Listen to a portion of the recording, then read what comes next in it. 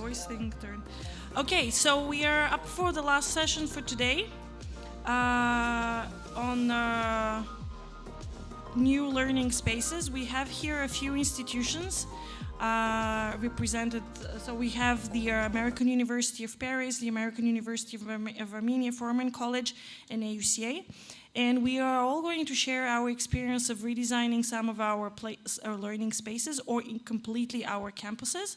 So I think the way we're going to do this is if you have questions for each individual presenter, you can ask your questions. Or we can, and then at the end of the session, you can have questions to all of us.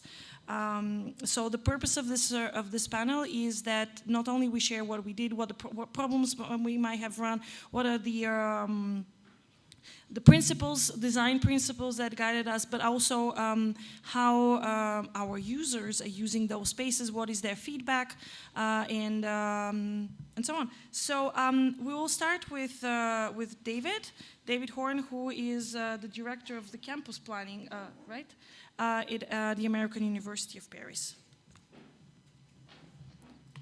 If you, the presentation, you click here. Thank you. Thank you.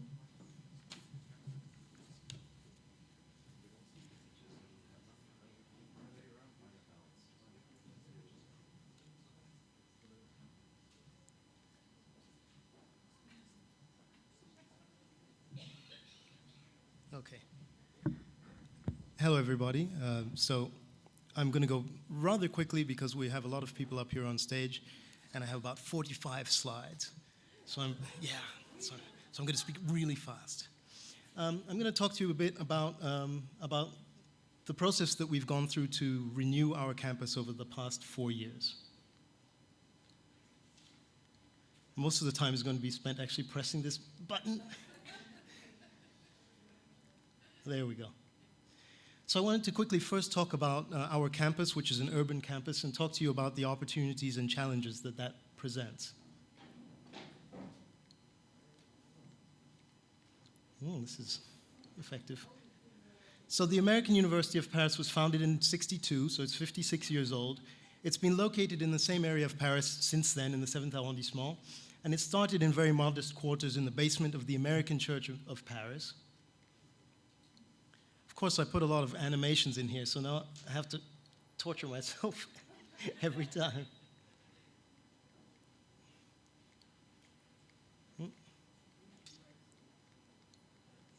There we go. So we've occupied a lot of different buildings in that neighborhood over the past 56 years, and we currently have 8 buildings that are separated by a maximum distance of 1 kilometer. This is what we call an urban campus. It's really the epitome of an urban campus. So this is where we're located in Paris, right on the Seine, on the river, in the 7th arrondissement. This is a map of our campus. So as you can see, the sites there are numbered. So the 2 furthest sites are number 2, which is our library, which is right next to the Eiffel Tower, and number 4, which is our administrative building. So as you can see, our campus is really quite spread out. So the opportunities, obviously, one of the major opportunities is that we're in Paris, which is one of the great cities of the world. This is an image of some of our students with a faculty member on the Champ de Mars in front of the Eiffel Tower. And when the weather is good, faculty actually do use the city as their classroom. This is another image on the Esplanade des Invalides. So the city really is our campus. We have to think about the notion of the campus differently. It's not just the buildings that we occupy, but it's everything around, which are spaces that people do actually use. So obviously the cafes, the shops, the parks, the museums. We have great opportunities to build the city into the curriculum. But at the same time, one of the major challenges that we have is also that it's Paris, right? Paris is a city that has extremely expensive real estate. It's a very, very dense city. So real estate is in short supply, and it's often inappropriate for the kinds of things we need to do, particularly given the fact that French fire security code is particularly strict. We have a non-residential campus, which means that our students don't necessarily have that sense of community that you get from living together in a dorm. They're spread throughout Paris in private apartments. It got so bad that in the mid-2000s, we even decided we were going to move the campus to an island in the river. outside of Paris, in a different city. That project failed for reasons beyond our control. And so in 2008, we made this strategic decision to stay in the 7th arrondissement of Paris. For that reason, we decided that we were going to really try to upgrade the facilities that we occupied. So we launched this project in 2014, 4 years ago. And our goals in renewing our campus were really to renovate the spaces we had and provide quality spaces that were also up to building code. Because obviously over the years, as you use spaces, you kind of start expanding and putting more people into classrooms than you should and so forth. And so one of the objectives was really to bring all of our spaces in line with building code and obviously bring up the quality of the furniture, of the finishes and so forth.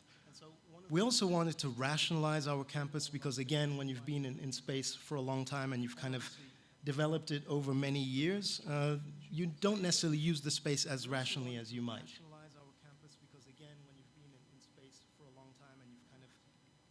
There we go.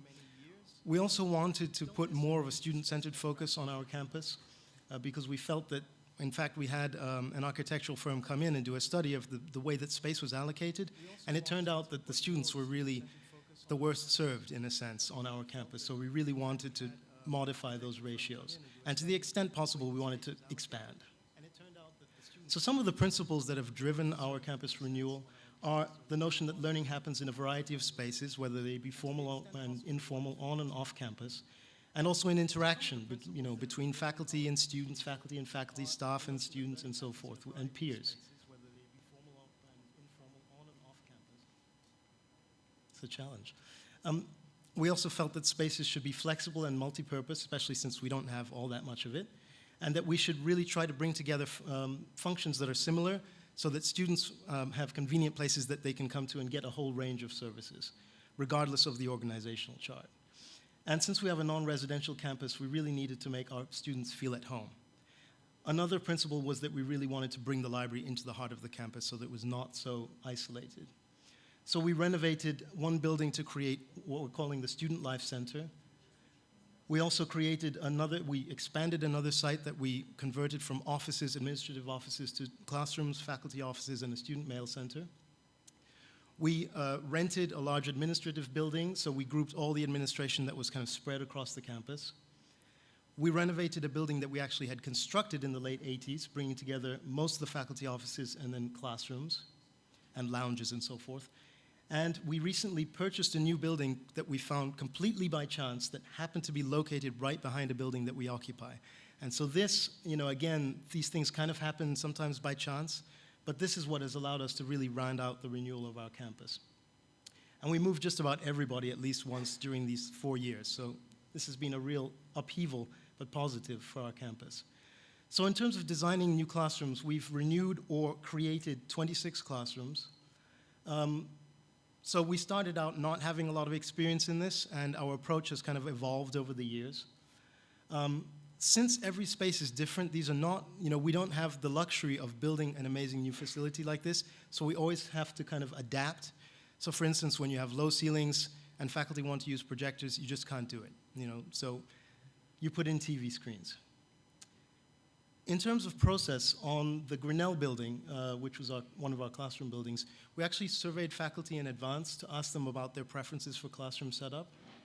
The results were that a majority of faculty preferred, or at least respondents, preferred video projectors to TVs. A majority of them wanted to project on a whiteboard and be able to annotate the image, and this is across all different disciplines, whether it be economics, business, math, or even literature. English. A majority preferred tables as opposed to tablet arm chairs, and a majority wanted to be able to rearrange the classroom. So in terms of implementation, in this particular building, we put in tables on wheels rather than the tablet armchairs that everybody hated. We put in this adhesive whiteboard material that's across the full length of the front wall of the classroom, with a projector that projects the image onto the whiteboard, so you can see an example of this in use. And then IT came up with this concept where you have the computer mounted on an arm. So instead of having the computer on a table at the front of the classroom, which faculty didn't really like because they felt they didn't have enough space, you have this thing that moves up and down, so you can actually teach standing, sitting down, or you can just sit at the table that's at the front of the classroom. And all of the classrooms have this collaborative system that means anyone can project onto the screen from their own device over Wi-Fi. So IT actually did a survey following this, and it turned out that faculty like the setup, the computer setup, and the modular furniture. So it's important to run through this full process when you're designing a space. The whiteboard concept is great, they love it, but the particular material we chose was hard to clean, so we're going to have to replace them all. These things happen. A majority were unaware of kind of the hidden features, the tech features, so we really need to train them. And so for ongoing feedback, the provost has created a group of faculty to talk about all of these issues and to make suggestions. So I'm going to quickly run through a set of slides. This is the before in that building, and this is after. As you can see, you can organize the classrooms in many different ways. We created a new science lab in one of the buildings, and what's nice about this, and Elena, who is here, is in the picture, there's actually a research lab attached to it, so you can have students and faculty working on collaborative research projects together. So there they have climate chambers, and they have a whole bunch of bugs in there that they are subjecting to all sorts of conditions. So I have very little time left, but I'm going to quickly run through these slides just to say that we have a lot of other kinds of spaces that are not classroom spaces, but that are spaces that students use to study, to hang out. So they're informal social spaces, but they're also spaces where people can collaborate. We have this cafe that we created in 1979. Actually, the students created it. And 2014, so this is the old one. As you can see, it was pretty tight, and at times it had a bit of a dive bar feel. But students used it to study, right? This is the new one. So it's vastly expanded. And again, you can see it has these social features. They insisted on having the pool table in there. At the same time, it has books in the back, so it has this kind of library corner feel. And it is a space that students use both to meet and to meet for social purposes, but also to meet to study either together or alone. Despite the fact that the tables are all quite close together, that seems to work for them. We also created several lounges. I'm running through this quickly. So often they're in circulation spaces, so we take advantage of kind of lost space, like on landings and so forth. Each of these buildings has a very different style, and you'll see that kind of the furniture and so forth is quite different. But this is a space that actually is right next to the student life offices, and students do come and use it to work together either on computers to do some multimedia production or just to work on their own computers. Here we have a lounge space that's restricted specifically to graduate students, which we're probably going to repaint to kind of remove the slightly cave-like atmosphere. But it's a space that grad students do use. This is another very luminous lounge that we created on the ground floor of one of our buildings that again provides for a kind of semi-closed space and open space. And finally, our latest project is really to bring together all of the student life services, so the support services for housing, counseling, all of that kind of stuff, alongside all of the academic support services. So this is the kind of support model that I haven't seen that much in institutions that have a lot more space. So we're actually bringing together all of this stuff, whether it be the library, the academic resource center, the faculty support, internship services, careers, advising, and our cultural programs, fine arts space, and so forth, all in one building. So this is our new building with its beautiful view over the Seine. This is a view of the site, right? So actually, it's like I said, it's two buildings that we are about to finish, that we're bringing together, and this shows the distribution within that building, the new building, of all of the functions. So you have academic support services and study on the first floors, and then above that you have classrooms, multimedia space, research centers, and then a conference room on the top floor. These are a few views of the main reading room, which is going to have a glass roof with a green wall above it on the facade of the rear building. And that's a view of the top floor conference room. So this room is scheduled, sorry, this building is scheduled to be ready at the end of this year. And what's interesting about it is that the library in a sense isn't identified as such. It's built into this facility where you can get academic support services throughout it and study space as well. So we're not kind of building a library space as such. What's next is really assessment. We need to build processes to collect regular feedback from our users. We also want to inventory our space fully and have a system to manage our campus space. And that's it.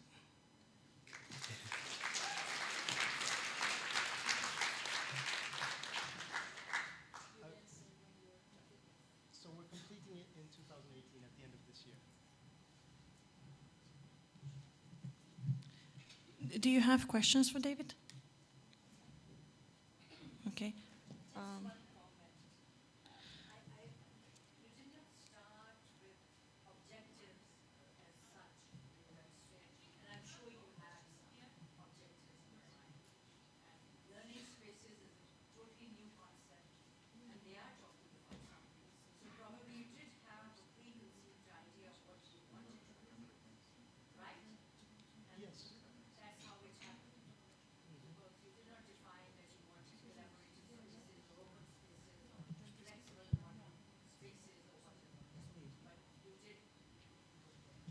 I talked about that a little bit at the beginning of the presentation, in fact. But the question was, or comment was that I hadn't addressed the question of the principles that we started out with. And in fact, I did at the beginning of the presentation, but maybe I went through it a little bit quickly. So I can give you that information if you'd like. What's interesting about our situation is that some of what happened a little bit kind of by chance, in a way, because we're in a constantly evolving situation in terms of real estate and the opportunities that we have. And so there's planning, but there's also some serendipity in the way that things happen, and that's just the real world, right? So. I guess it was organic and it happened okay. It was partly organic and partly planned.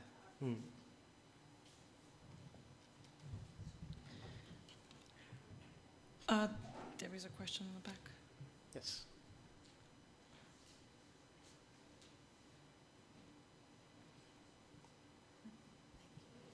Hi, I teach in Rome, and we have the similar kind of constraints. And I'm a faculty member, and other faculty members want to create department hubs. I'm not really very fond of that idea, but I wondered, I saw your science classroom. I wondered how you thought about that, because this space seems so wonderful, and you said it's student hub. I just wondered if you thought of that in your planning. Excuse me. We have thought about it. We're not always able to implement it, but for instance, we've created a fine arts hub in one of the buildings.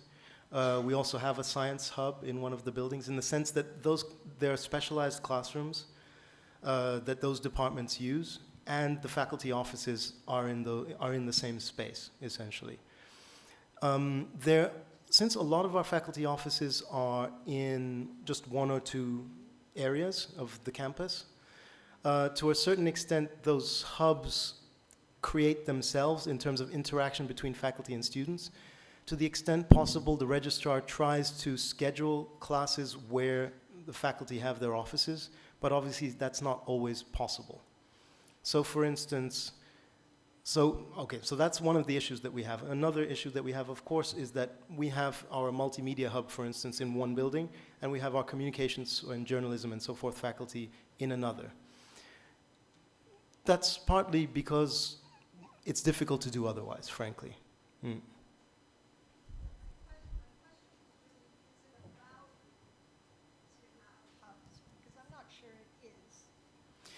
I'm not sure it is either, and particularly I'm not sure it's that valuable to have hubs either. And I look at this space here, and I see how open it is, and I would say that if we had the opportunity to create a space like this, I'm sure we would. You know, I think what's nice about a space like this, for instance, is the kinds of interaction that can happen because of the horizontality of the space and the openness, you know. And I think that when you don't have that opportunity, you have to try to create, to a certain extent, those opportunities through the programs, the programs essentially that you develop, you know. And so you need to have ways to pull students into the different areas of the campus. And particularly in a building like the new building we have, which is very, very vertical, we're going to have to really think carefully about ways to draw students up through that building. Mm-hmm. Okay, so I think that Bushra Jaswal from sorry, I actually never really knew how to pronounce your family name. From Christian College will tell us about how they redesigned the library. I don't know. Good afternoon. After David's presentation, I would say ours is a baby information commons because it's a very small space that we designed for the faculty and students, but this is the first one in Pakistan.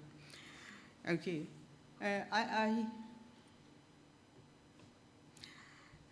I say it's from antipathy to empathy to sympathy, and we had to travel all the way along because it's an upside down story.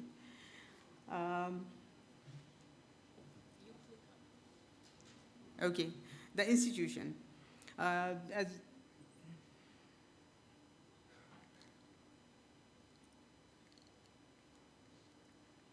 This is not working.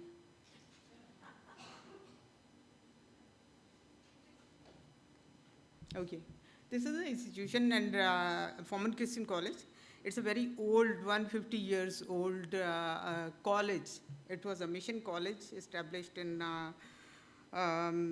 way back in 1864. And then in 2004, it was given the charter to become a chartered university. This science building, AMICAL Science Building, is the first building that came up as a university academic building on the campus, okay? And it's like one day I was called in the Armacost, Dr. Armacost, our rector's office, and I was told that, Bushra, there is a small room in the S building. You have a look. It's S125, and that is for a science library. I want you to do something about to build in a science library. And I went over there, and this is the room that I saw. Okay, it was an empty room. You can see the leakage. You can see underneath these spaces was water. And they were oversized furniture over there. And it was about 35 by 40 size of a small room that I had to do something about. Okay. Now this room 125 was built for a science library, okay? The electricity circuits, the furniture, the place was for the science library of printed books. I cannot. Okay. Okay. And everything was for built in for the science library. And I had, at that time, heard during our AMICAL meetings and conferences, many people talking about information commons, and I was studying about it. And actually, there was a need because we have a nationwide consortium of library, which is paid for the databases by HEC, our Higher Education Commission. And there are a lot of databases available to all the universities and also to the Forman Christian College. But what I was feeling, they were not used because there was no place for the students to sit down and use them. There was no place for us to teach them how to use the databases, no computers on the campus. So I was thinking, instead of a print library, we should have an information commons or a learning space where we have computers available for the students, and we can help them out with the databases. We can teach them how to find their information. Okay, so I thought for a while, and then in the next meeting, I went, this was the space plan that I had. And then I went with a hand-drawn map of a concept of the information commons. It's not really, but I talked to Dr. Armakos and I said, instead of having another print library, at least we have some library on campus where we have reading halls and stuff, but we don't have any space where we can put computers. So why don't we have an information commons instead? And I talked to him about the concept and told him that we will put the computers like this, and then we'll have spaces where people can sit with the laptops and talk together and have discussions, a small meeting room. And looking at the floor plan, I could imagine where to fit what. I was heard, and I was there was no yes, no, okay? And I was asked to talk to a faculty retreat that Dr. Uksana was holding, and I presented in the faculty retreat to get some support from the faculty. Apparently, many of them didn't understand what I'm talking about. Others were not very confident that I would be able to do it. And some were like, yeah, okay, it's good if it happens, okay? Fine. So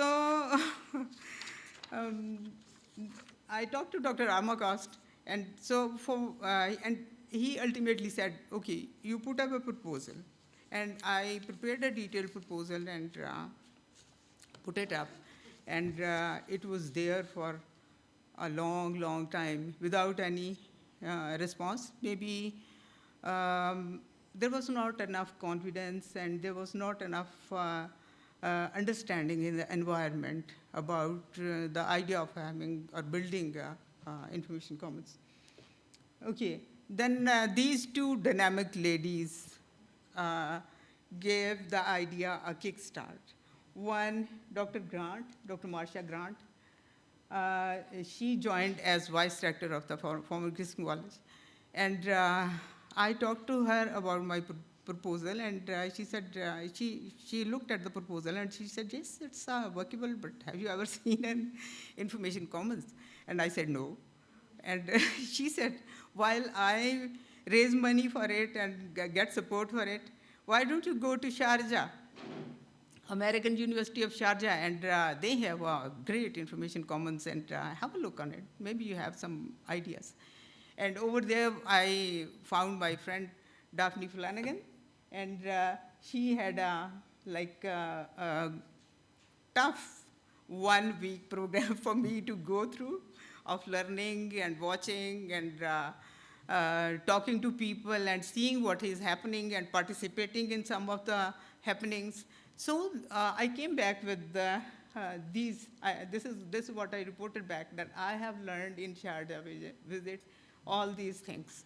And I came back with the all loaded with ideas, although all of them could not be accommodated in that small space. But there was a lot that I changed in the proposal. So the progress, then we had Dr. James Tabby as our rector, and he was all for, Dr. Grant talked to her, and he was all for the idea, and he said, while I arrange a donation or fundraising for this facility, you start on working on the space plans and other things. So, you know, there was all type of work required: repairs, electricity, rewiring, internet wiring, so many things. And then, so I thought maybe I should involve everyone, whoever is relevant to the work that we are going to do in here. So I had, there was me, and there was one person from electricity and repairs maintenance department. There was one person from IT department and head of the purchase section, and the Jamal John, who is building and works. So it was a like multi-purpose committee who started working on how to redesign this room into a working information commons, and it was very good to have all the relevant people on one table, because everyone knew what they are going to contribute and what they are responsible for, but they were pretty serious about everything. For example, if there was a internet cable laying problem, and okay, where to put the switch, the person with the maintenance and building and works would say, no, no, no, don't touch this wall. I have water pipes running behind.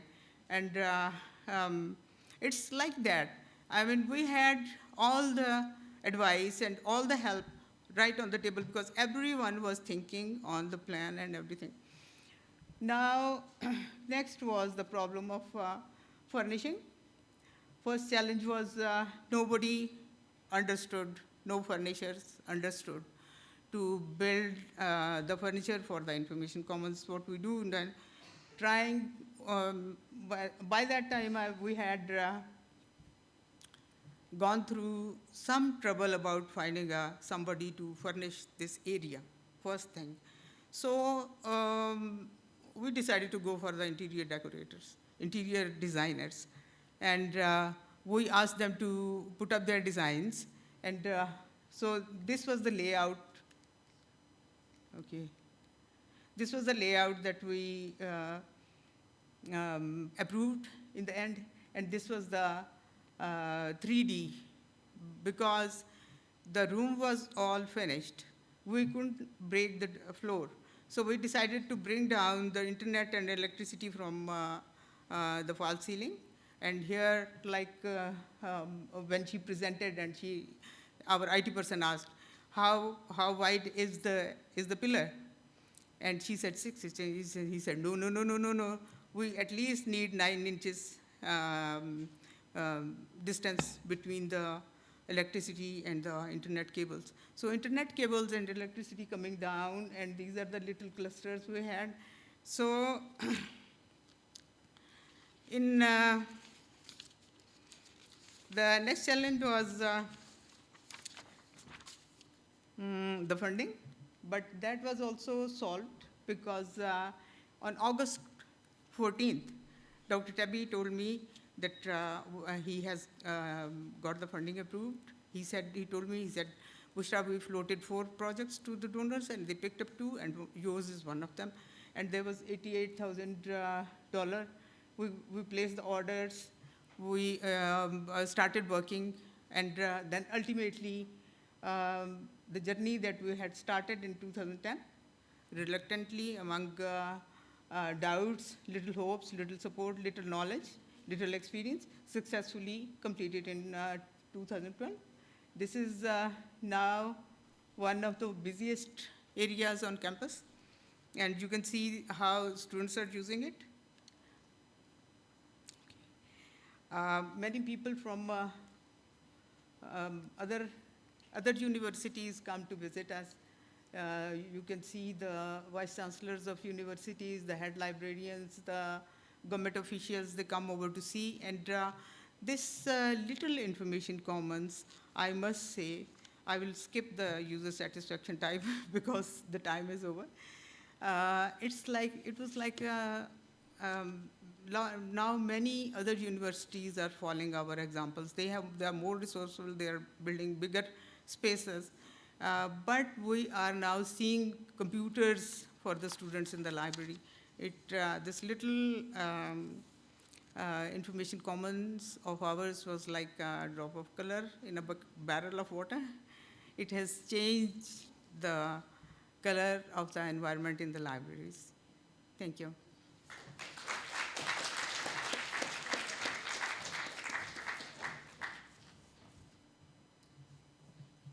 Thank you, Bushra. Do you have questions for Bushra? Can we have the microphone? Over there, in the middle. Volta.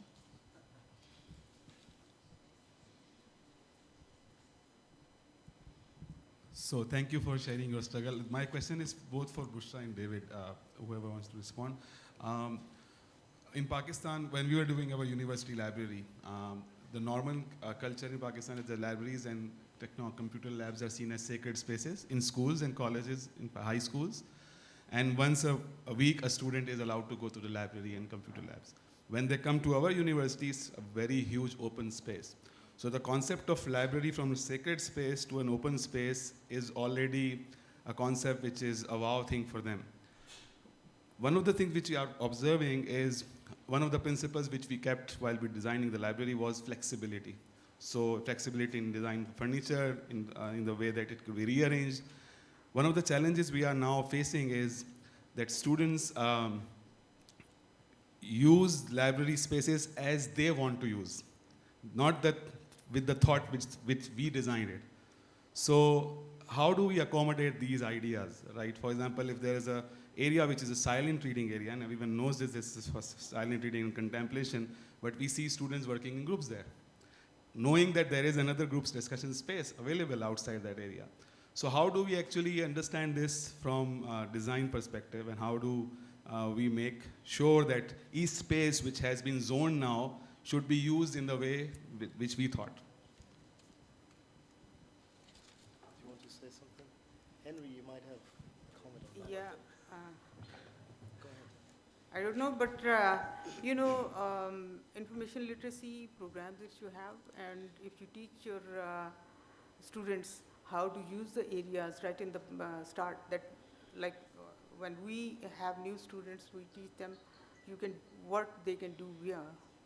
And normally it's okay. And I personally don't believe in silent areas unless it is for the researchers, very serious researchers like faculty researchers. We never say, sure, we don't have any silent areas in our library or information commons. We say don't talk loud so that others are disturbed, but otherwise you're free to speak.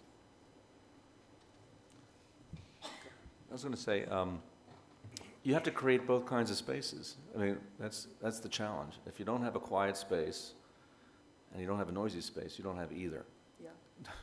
So it's about really making, so it's one of the things that was done here is that there are small spaces that are for quiet, and the library space where the books are is actually in a glass box that's closed off. So it's just consciously finding ways to create both. You can't solve everything with one kind of thing.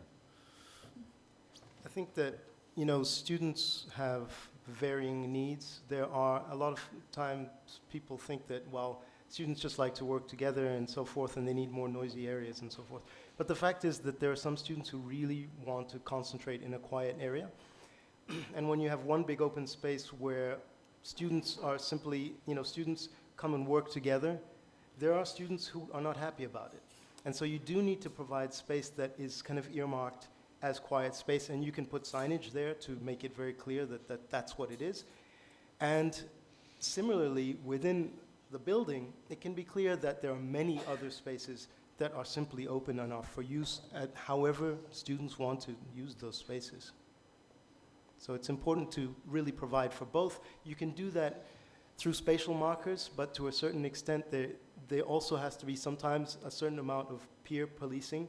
Sometimes students also need to be empowered to feel comfortable enough to say to other students that, this is really a quiet area. There are a lot of other places that you can go and talk. So it's not necessarily our role simply to impose that kind of policing on the students that are using our spaces. Plus, if they are serious researchers and they have their own area, they will go there. And other people would not like to go there because they're stopped from talking. So it's like creating the culture. You have to create the culture. I think that I might be also able to answer your question, but I'm going to do this when my time comes. If there are no other questions for Bushra, then we will move to the next presenter. This is Bella Vakian from the American University in Armenia.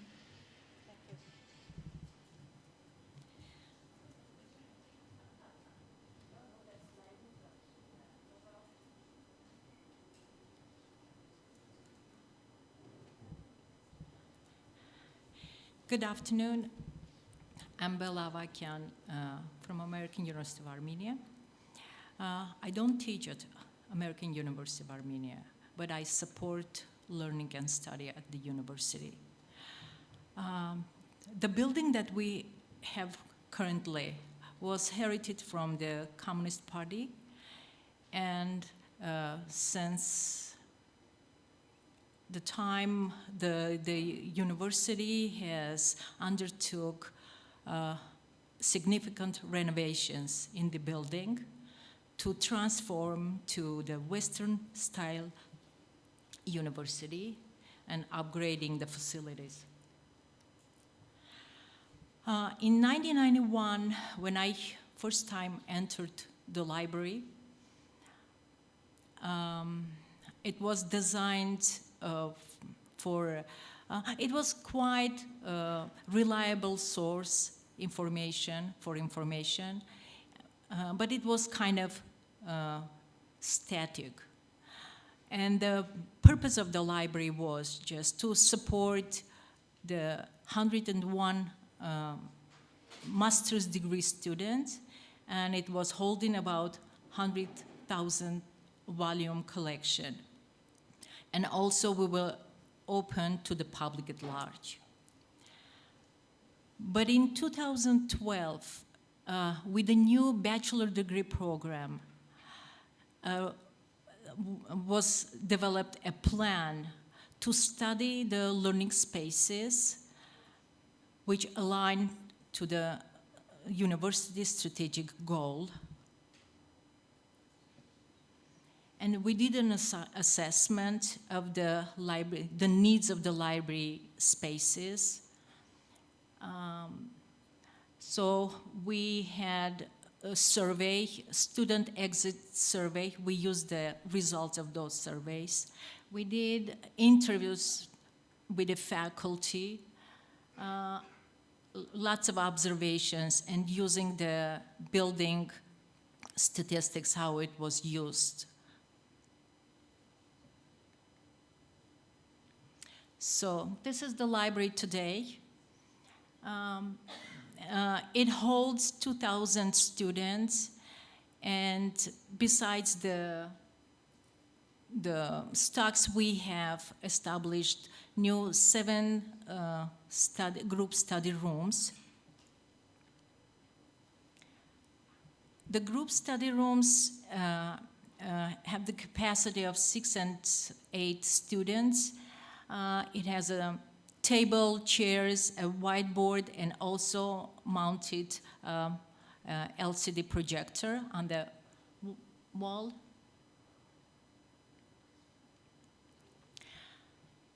Recently, university invested in development of a collaborative study room.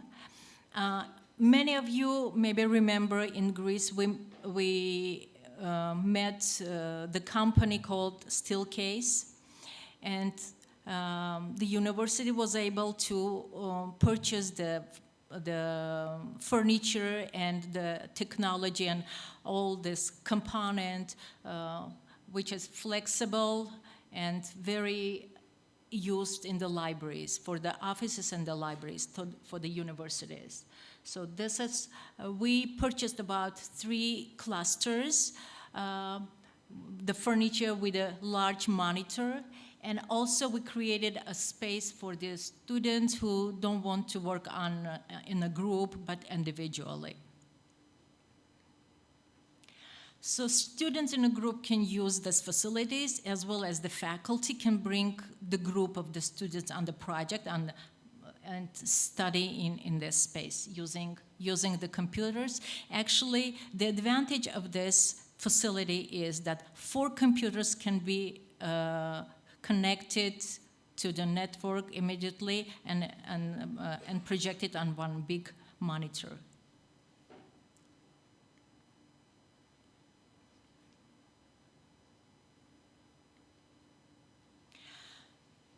By reorganizing the building, we established 4 computer labs with 120 workstations.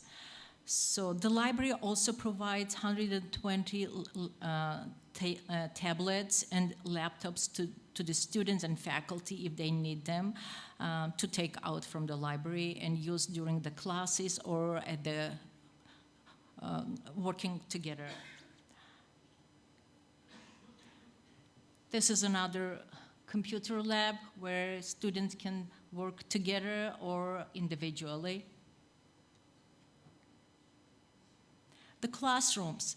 This is a typical classroom, one of the 30 classrooms at AUA. So as you see, the small chairs, they can be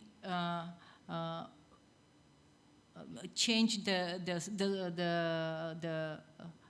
design and work as a group or whatever its faculty instructor is wanted. And also podium, which is, has the workstation, can be used. Also on both walls you can see the whiteboard. Again, the design of the classroom can be changed. This is another type of classroom, amphitheater, where lecture, very typical. We have two such kind of classrooms, where the lectures and meetings can be. And this one, probably you may remember, we had the AMICAL meeting opening ceremony in this hall.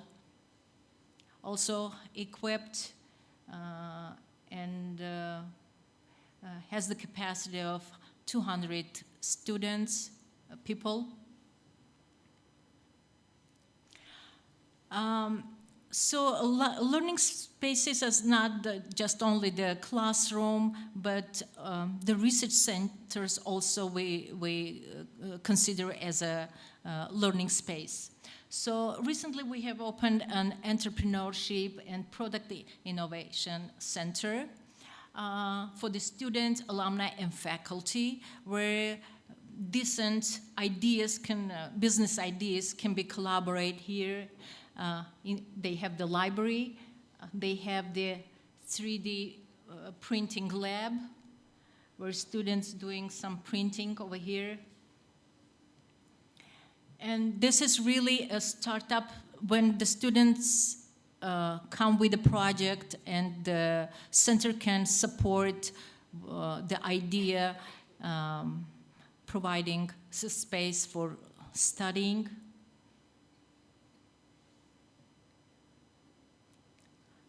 This is again in the library, but a space where students can hook on and work on not to work, but to relax and have fun. This is also relaxing space.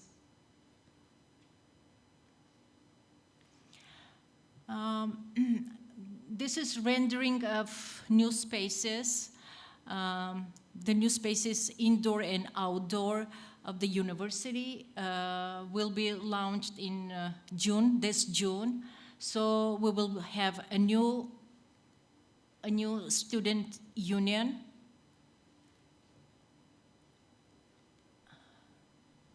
This is the inside of the union. So again, can be changed the style and also we will have a faculty center where faculty can exchange their ideas and share their experience. Oh, that's all. That's all. Yeah, thank you.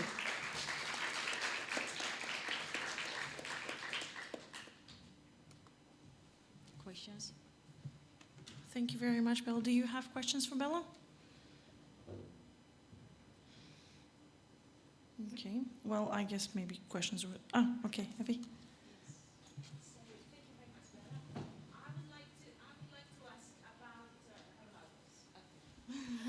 So thank you very much, Bella, very interesting. I would like to ask about the faculty center. Is this placed in the library? Is this space in the library? No, Okay. it's outside, Okay. outside of university. Okay, lovely. And it's a space, I see books there, so is this a collection that you That's look right. after, or? Probably not, because they have already this collection. Okay,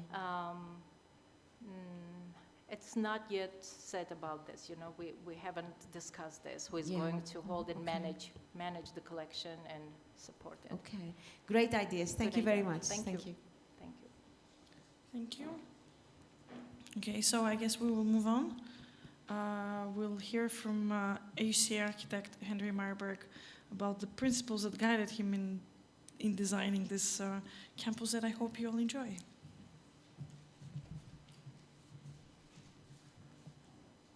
I guess we all have the same problems. Anyway. I'm glad to be here, and I'm just to let you know, I'm an architect who keeps on learning, and I've learned through over the years, practice over 30 years, a lot from educators and librarians that are here today, and this is why I love coming to these kinds of conferences. And so what I'd like to share today is kind of a little bit of what I've learned over the years in doing these kinds of projects and applying some of those things I learned elsewhere, what I learned here, and then applying it here. And I hope to learn more to take back with me. So, with that in mind, I just wanted to share what kinds of spaces support the kind of learning you want to do. And I've been involved a lot with, as an example, liberal arts colleges where the ideas are, and as Andrew was talking about this morning, so create opportunities for students by which they learn not to be replaced by automation and artificial intelligence, but these universal principles that are really timeless, critical thinking, be able to collaborate, being community-minded, being flexible, and being curious, and being creative. And so what kind of spaces do we need to create that, which are not necessarily based on current technology, because technology is becoming more and more seamless. It's about what is just humanity about in terms of education. And that's what kind of interests me is the kinds of spaces. And what I've kind of learned over the years is that starting off in the 80s, whatever, but that so often in many college campuses and departments are siloed, activities are siloed, people are siloed. And so what I learned is we got to break those silos down and to kind of mix things up a bit, and that the interdisciplinary education is what I've been taught, or from educators like yourselves, is where you need to be headed. So what kind of spaces do that?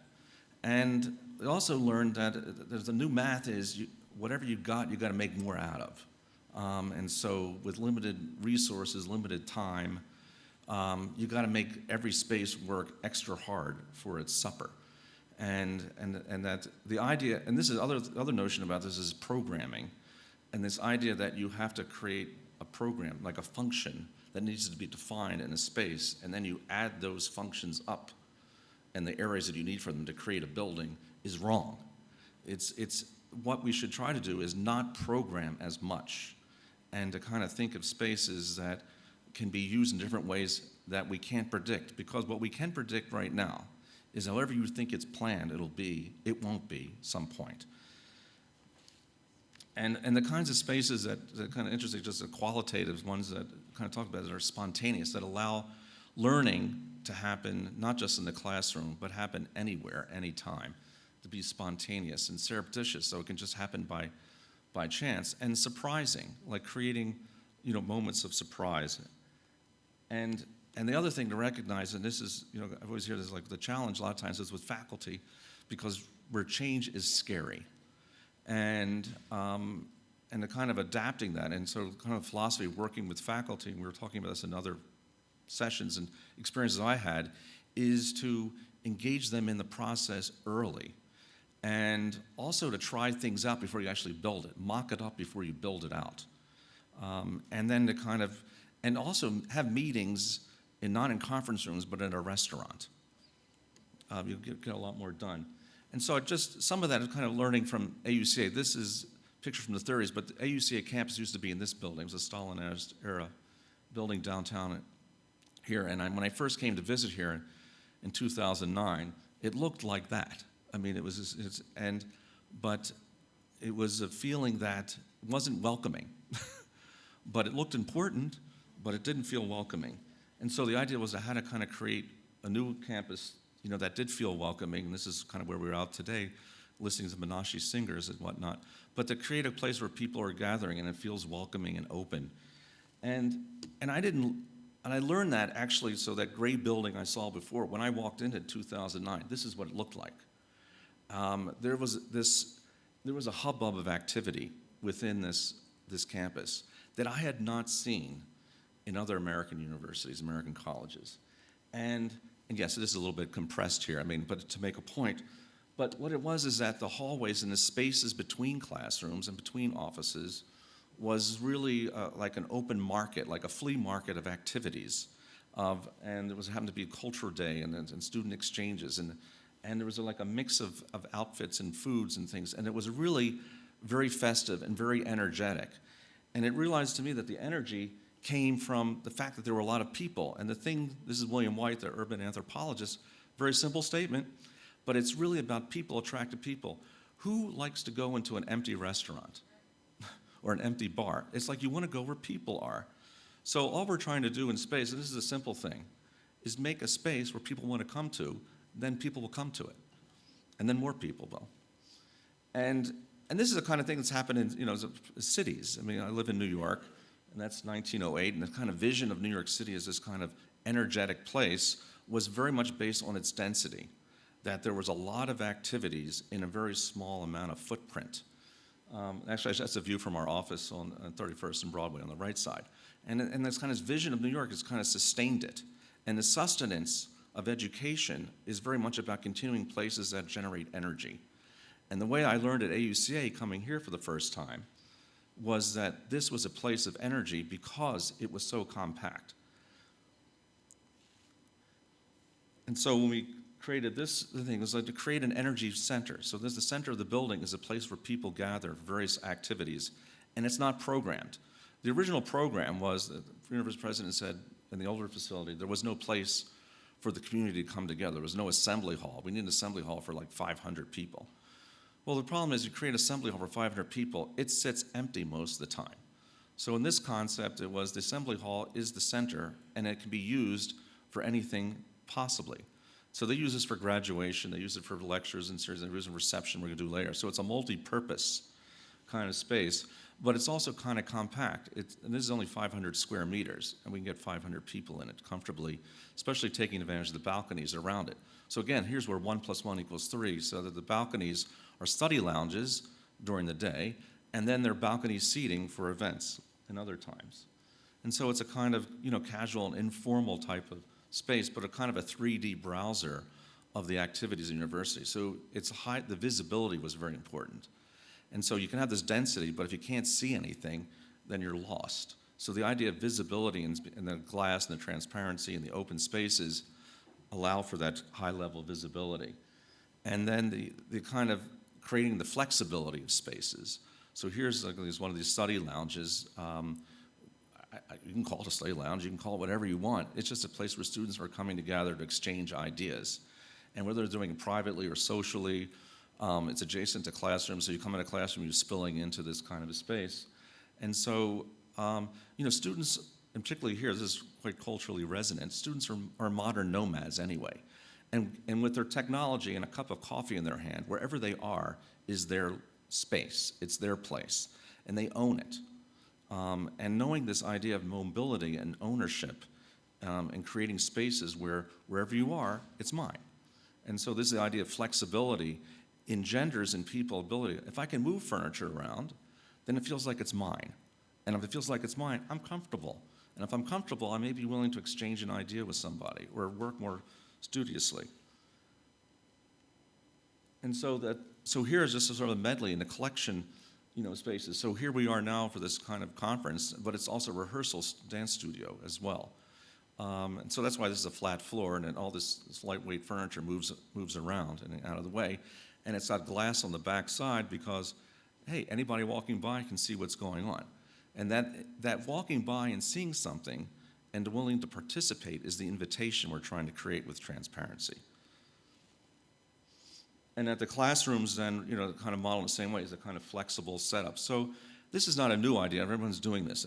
But the point is you just have to kind of the consciousness of doing it. And just in case the chairs and tables are easy to move around, the tables on wheels. And faculty have different ways of teaching. And sometimes it's not about dictating, oh, this is how you were going to teach. It can be a seminar, it can be a lecture, it can be a workshop. But the idea that flexibility was good. And so, most campuses in the United States, for example, are very sprawling. So there's a lot of too much space between them. So you don't really get a sense of energy. And they're beautiful, but you don't feel energy. So on AUCA, we actually tried to create this energy and using more thinking of it as like a big cruise ship. Things are like you're all together here, one place, and you're going to bump into everybody. And so that's sort of like a split section of this building, kind of like a cruise ship of learning. And so it's like kind of a quick summary then, just 3 principles. That's all I use these days to try to figure out spaces for teaching and learning. Visibility, because it invites participation. Flexibility, because it invites and sort of promotes collaboration. And the important ingredient that I found more recently coming from AUCA was the density, because that engenders this interaction and level of energy. And it's kind of like when we do these new buildings or new spaces, whenever renovation, it's like giving someone an iPhone for the first time. Maybe they have one, or maybe they don't have one, and you think it's intuitive. But it's intuitive up to a point. You got to play with it, and you have to instruct people how to use it. One of the things that we don't do so well, I think, is instruct people how to use space. This morning we were talking about digital literacy. I think there needs to be something about spatial literacy as well. Like, I don't think people understand how to use space that well. And it's something to learn. And I just want to close with this diagram, just to kind of thinking about like where I sort of see space moving into the energetic zone, and kind of going from fixed to flexible spaces, invisible to visible, and then moving towards dense as that kind of at the quadrant between visible and flexible, which is analogous to the way active urban settings are. And the kind of diffuse spaces is more where fixed and invisible is like the suburbs. And we don't want education. Education is not a suburban activity. Thank you.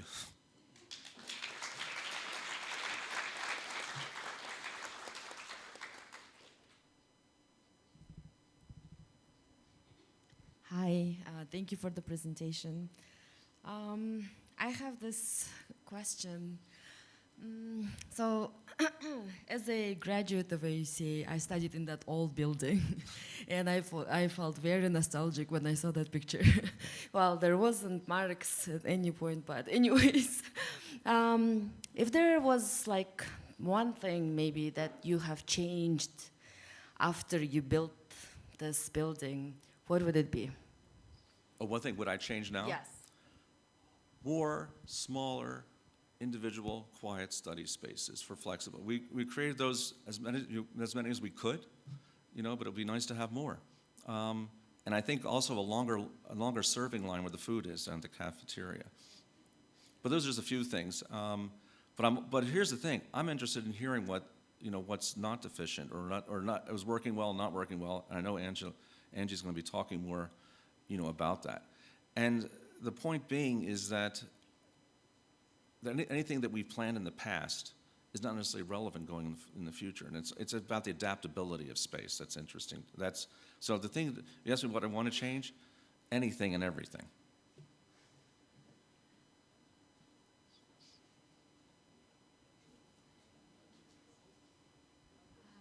Thank you very much. I very much enjoyed your presentation.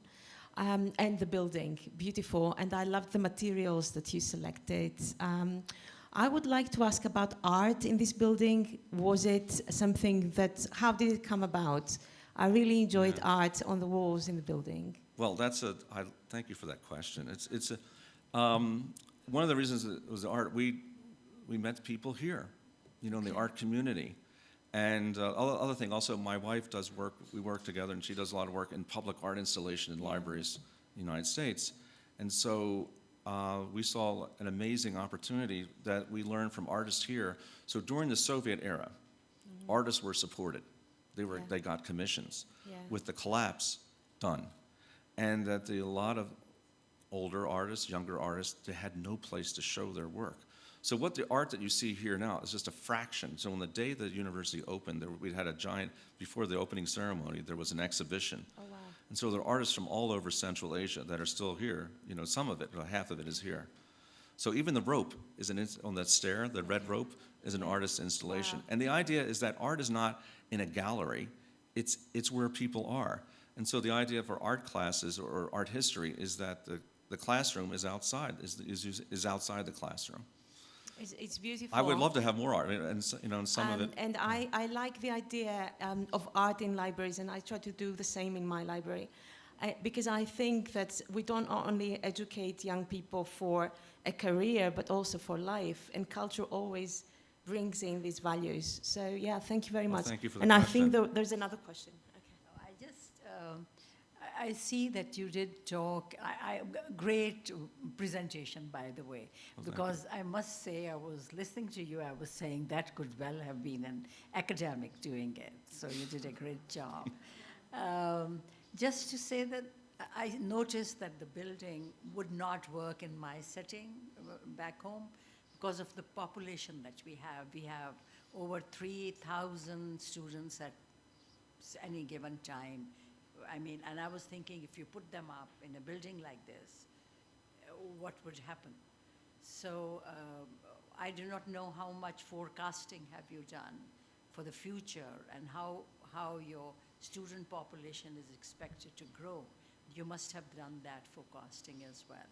And so what is your idea as you take it forward into the future? One would be a greater student body and maybe... Well, so it's aligned with the strategic plan of the university, and as I understood, and again, we couldn't predict, but we were told, okay, so to start off with a campus with 1,200 students, that could support up to 1,600. So on this fourth floor right now, it's actually being used for a private high school. So actually the university is not occupying all the space here.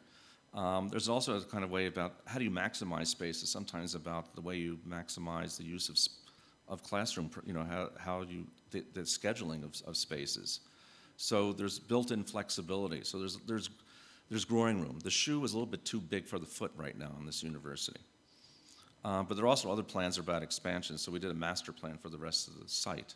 But it's not going to, there's no vision for it to, there's going to be 5,000 people or 3,000. It's meant to maintain as a kind of small, intimate, liberal arts college.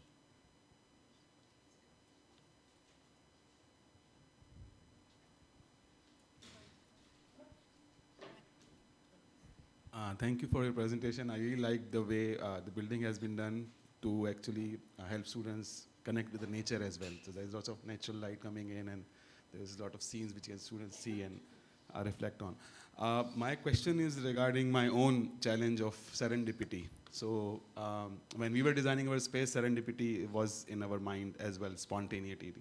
But as a librarian, I really struggle with the ideas that how I can actually make my space more inviting that could actually ignite development of new ideas, this curiosity or creativity with respect to libraries, of course. So have you seen anything happening in the library in terms of igniting the curiosity or through this idea of serendipity, some creative ideas have evolved there? I'm going to let you in a little secret. Okay. Okay, not even the university administration knows this entirely.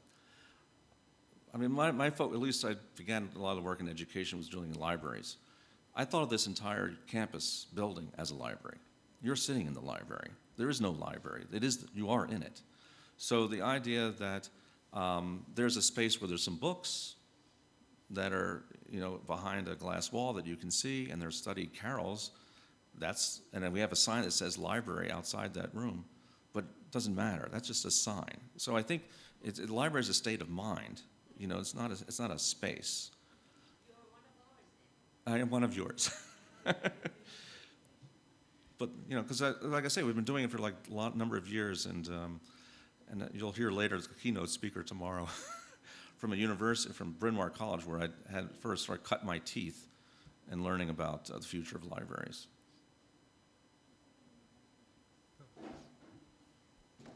Hi. Sorry, I thought that was very interesting and very stimulating. And actually, having just seen the yurt building demonstration, it made me wonder if you'd made any deliberate references to local culture or local vernacular, or whether, to kind of paraphrase Le Corbusier, this is a machine for learning in. This is not a machine for learning. This couldn't be, I like to think we couldn't do this anywhere else. And so when you saw the yurt, you know, and the kind of, the idea of a center space where you gather with light from the top was part of the inspiration of this building here, the center of the building. And you know, and not to be literal and interpretive, but the thing about the culture here is the first thing is really about welcome. And that the nomadic culture coming to the yurt or moving to that as a place of welcome. And so this was the idea, and also mobility. So the inspiration about the yurt is that it can be anywhere. And so this idea of creating spaces wherever you are moving is fine. And of course the color. You know, you saw the red boxes, you know, on this building here, and the red, you know, top of the yurt. So this idea of that kind of red crown that we just sort of turned sideways, and that happens to be the cafe. So there's a cafe on every of the 3 academic floors here. So those red boxes are like the top of the yurt turned sideways to say, welcome and have something to drink and eat. Okay, thank you. Thank you.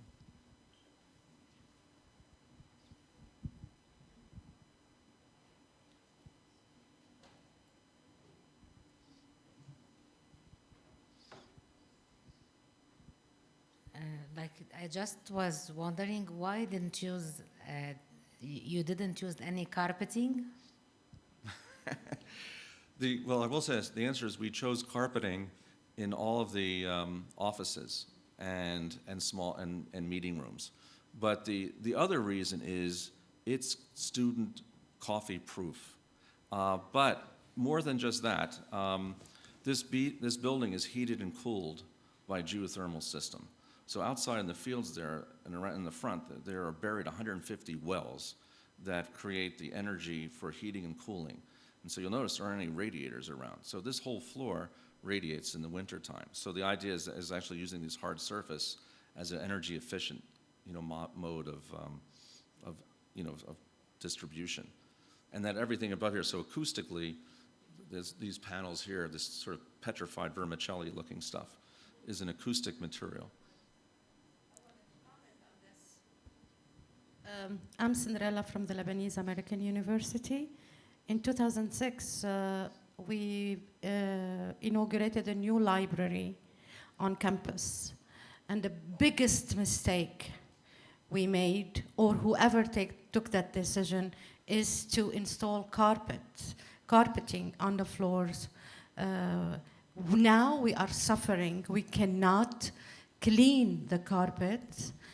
We've tried so many different contractors and companies from around the world, and nothing works. And it's a big hassle now to remove the carpet and recarpet the entire library again. So I do not recommend at all carpeting in the library. But if you are going to do carpeting, the only thing we do advise is using carpet tiles. So they come in squares, Yes. you know, like that. And the other thing we've been doing recently is when we do the squares, unlike here, we're just doing a project right now, is actually made the squares not all the same. So we use like 6 different varieties of squares. So so when you have to replace one and they lost that color, it doesn't matter. Well, our carpeting is square, but it's one color. Yeah. And if we wanted to, and we have enough, you know, carpet aside, squares, you know, blocks It doesn't aside, match. but they don't match anymore. Exactly. So that's, yeah, we've done the same thing nowadays.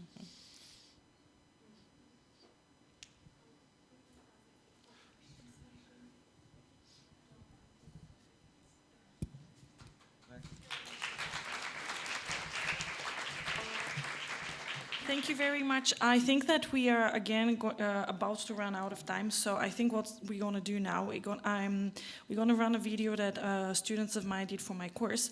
It's very interesting because their topic was learning spaces, and their mission was to do a research project on a project that was 2 years ago, I think, on how do we use the spaces here for learning, for teaching, and so on. And you know what they did? You'll see. There are references at the end, but they did not talk. So they only filmed what people are doing. While this is running, I'm very briefly going to summarize. It's actually, I was supposed to tell you the findings of a short study we did with students and with faculty, but there are so many other things that are coming now to my mind, so I'll try to fit this in 5 minutes. We'll see if I can keep the timing. Can we, if you can run the video, that will, okay, thanks. So I will actually take a few words from what the previous presenter said about, Bella said about the library fulfilling the mission of the university. And I was thinking, in many, to a large extent, our university building fulfills the core competences in the sense that our core competences are communication skills. Students have so much space for meeting and for communicating. Another of the core competences is community engagement. We have so many events happening here. So we do invite the community outside of the building here. And I'm going to skip through that. I just want to tell you, so we asked students, what I wanted to know is, I know what was the principles that were used for for making the building in this way. I wanted to know, do we really do this? And also as a criticism to myself as a director of the Center for Teaching and Learning and Technology. Before we moved here, some of you remember Sanya Batalova. She gave me an advice, which I was too young and silly to take. I mean, I understood it, but I couldn't organize it. And this relates to something that, that Henry said. We should, what did you say? Learn how to use the space. So she advised me to organize sessions with faculty on using this new flexible classrooms. Well, it seems that to some extent the space does influence the way we teach. Why? I asked students, how often do you have group works in the classroom? And they said between 50 and 80% of the classes are group works, which is amazing. You can also notice how the position of the tables and the chairs change throughout the semester. They start with being in a row, and then within a few weeks, they're in circles. A note to the people who are organizing all of this. The new faculty are instructed, when you leave the classroom, put the chairs and the tables back in rows. And I said, I'm not translating this part, because that's not the teaching I want to see happening. I asked students, do you feel this campus is yours? And they said yes. They have some comments about the types of events that are organized here, but I'm going to skip that part. I asked the students, do you prefer to prepare alone, or do you prefer to work in groups for your homeworks? And they said it depends on the course. They said when we have math or FYS, first year seminar, we do this alone. When we have microeconomics, we need to work in groups. When you said, Henry, that you would do more small rooms, that's actually what they do want as well. It seems that the small rooms are always busy, but I never found a student who said, I'm able to book. But it's a problem that can be solved through technology.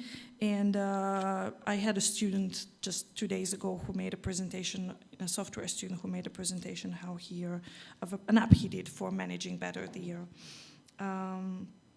the booking of the small rooms, and then we asked faculty about how do they like the open space, and do they feel more comfortable, or would they prefer I asked predominantly faculty who were in the old building, and all of them said that they prefer the open space, even though they prepare their classes at home. Oftentimes. One thing, and I really liked, and the person who made this comment is in this room, is, and it actually happens, and I love this campus, because you have a meeting with a student, a colleague passes by, and you start talking, and the student gets involved in a conversation they did not expect to be involved. The student come to your office in the buildings, I don't know if you notice, the open spaces, where the faculty sits. We asked faculty, do you communicate mainly or only within your colleagues from your department? They said, no, we communicate across. It didn't seem to affect how much collaborative classes we have, but we do have a lot of classes cross-departmental, and it turns out that this is maybe not the space, but some other factors.